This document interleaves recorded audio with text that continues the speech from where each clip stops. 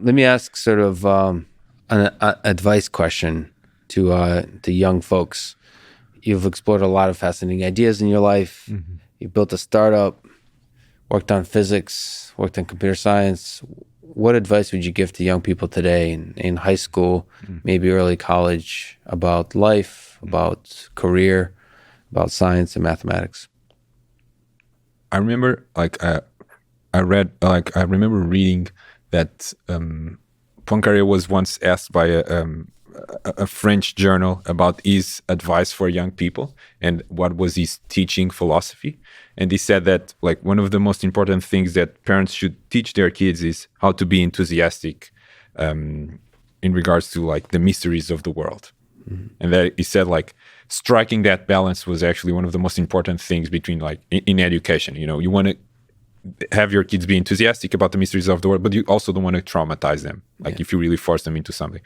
And I think like especially if you're young, I think you should be curious, and I think you should explore that curiosity to the fullest, to the point where you even become almost as an expert on that topic.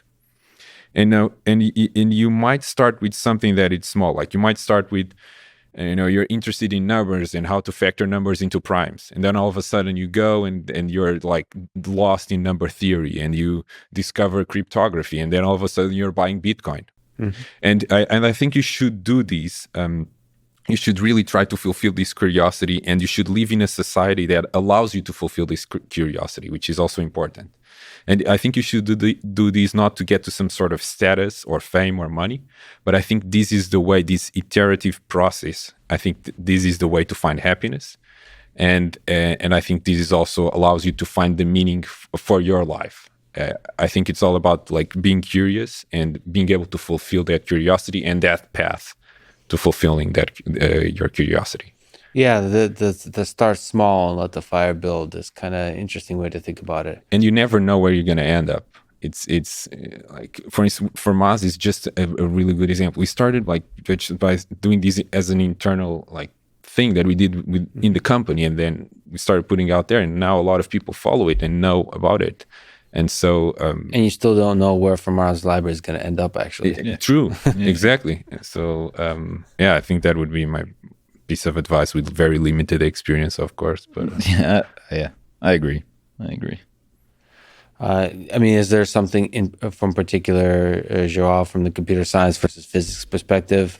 Do you regret not doing physics? Do you regret not doing computer science? Which one is the wiser, the better human being? This is Messi versus Ronaldo. Those are very.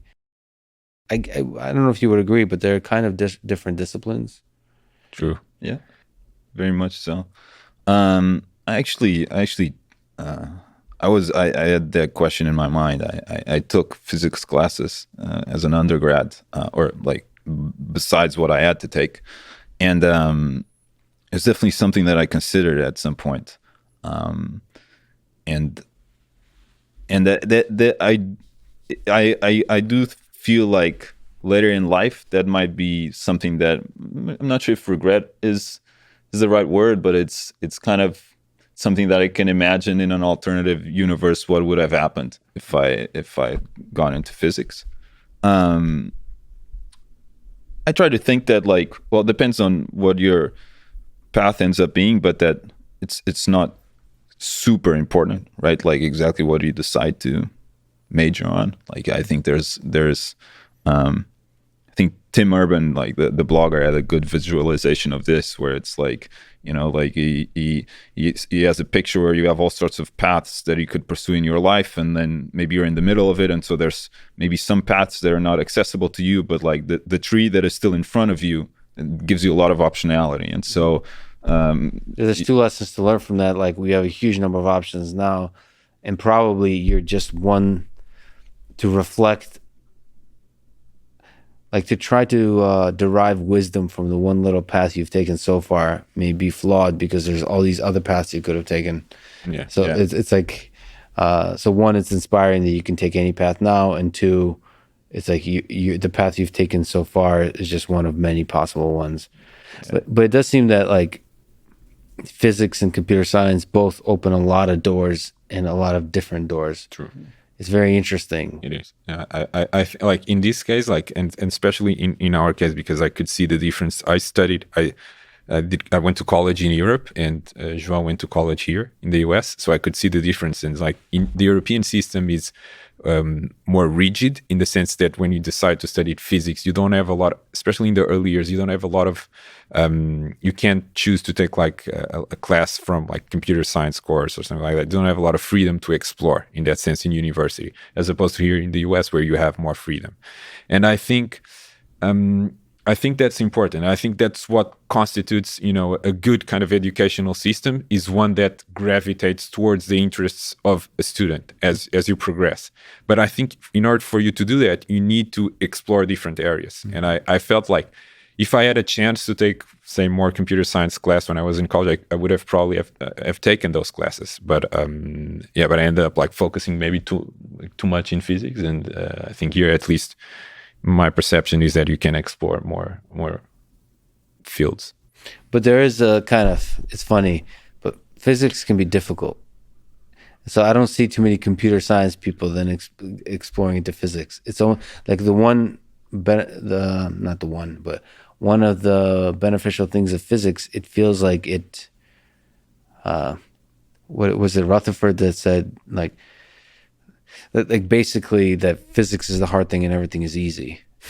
So like there's a certain sense, once you figured out some basic like physics, that it's not that you need the tools of physics to understand the other disciplines. It's that you're empowered by having done difficult shit. I mean, the ultimate, I think, is probably mathematics there. Yeah, true.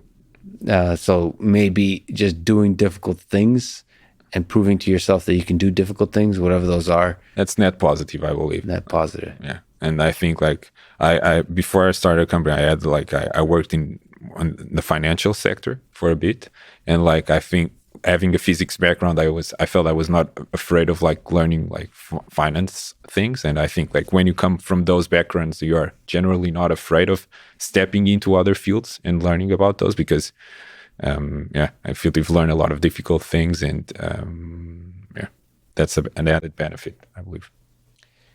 This was an incredible conversation, Luís, Joao. We started with, who do we start with? Feynman, ended up with Messi and Ronaldo. So this is like the perfect conversation. It's really an honor that you guys would waste all this time with me today. It was really fun. Thanks for talking. Thank you so much for having us. Yeah, thank you so much.